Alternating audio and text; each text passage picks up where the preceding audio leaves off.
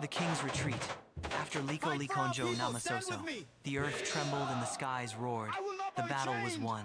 This land belongs to us. The deities themselves descended to fight alongside their chosen son. Chains were shattered, and a new era dawned for the people. He stood not only as a conqueror, but as a legend.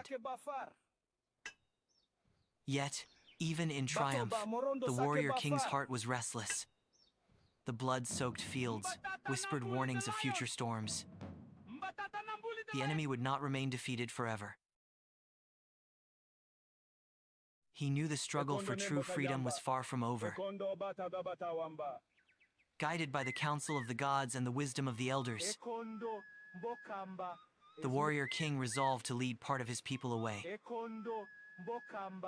to a safer haven where the breath of freedom could be nurtured.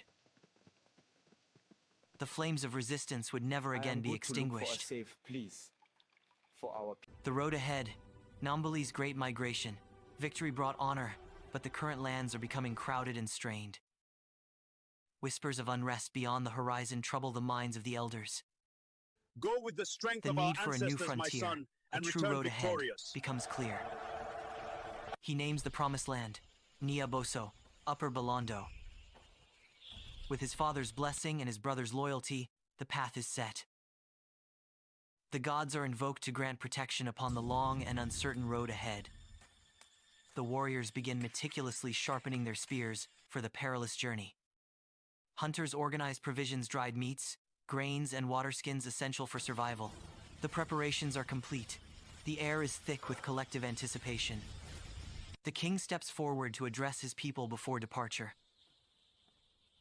He speaks of the promise of abundance in the vast, untamed land ahead. An entire people stand ready to follow their king into destiny, embarking on the migration through the Vale of Itoki.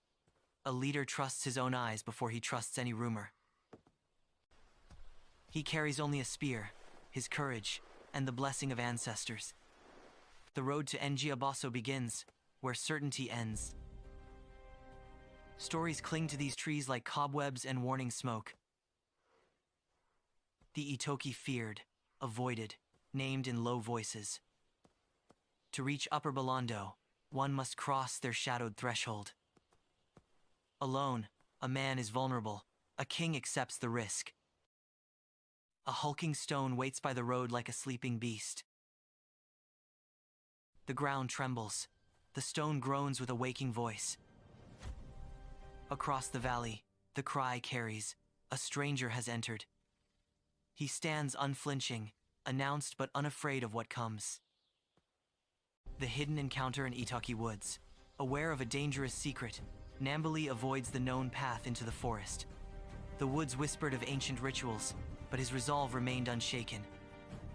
He finally reached the hidden border of the royal palace grounds. There, away from the court, the princess often came to bathe in secret solitude. Princess Iya Mizori, bathing in the hidden waters, was suddenly discovered by the stranger. She tried to run, but the hunter was too swift, his pursuit driven by fear of discovery. He overtook her, then spoke with a voice that was both firm and unexpectedly gentle.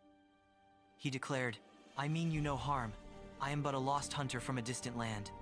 The princess looked upon the stranger and felt an arrow sharper than any spear strike her heart. Instead of crying out, she whispered urgently for him to hide from the palace guards. "Hide here, stranger.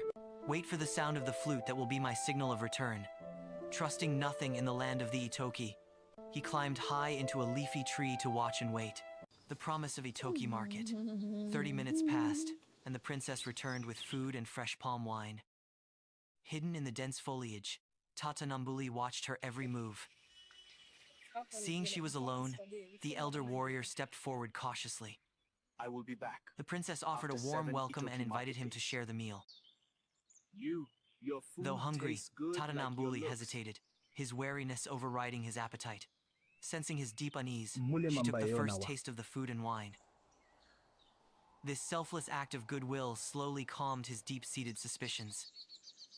They shared the meal together in a quiet moment of understanding. After eating, Tata Nambuli finally spoke, his voice measured with respect. He explained that duty called him back to his waiting community immediately.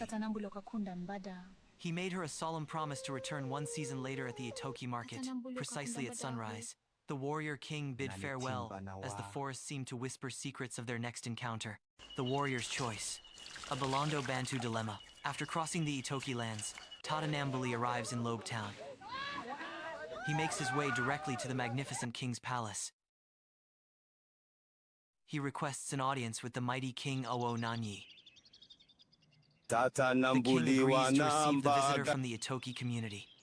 Batata Nambuli omboka Nambuli ekondo shares his nene. mission, to find new territory for his people. Bato ba morondo bato morko. The king thoughtfully considers the young warrior's ambitious request. Morondo King Nanyi bato questions the need to look morko. afar, Bato recalling ba morondo Nambuli's bato past morko. deeds. Ene He asks why moriki Nambuli alope. doesn't fight the Itoki who threaten existing peace. The king's powerful words resonate deeply within the warrior's heart.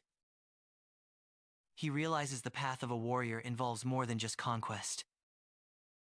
The choice is between external exploration and internal protection. A warrior must choose which legacy to leave behind.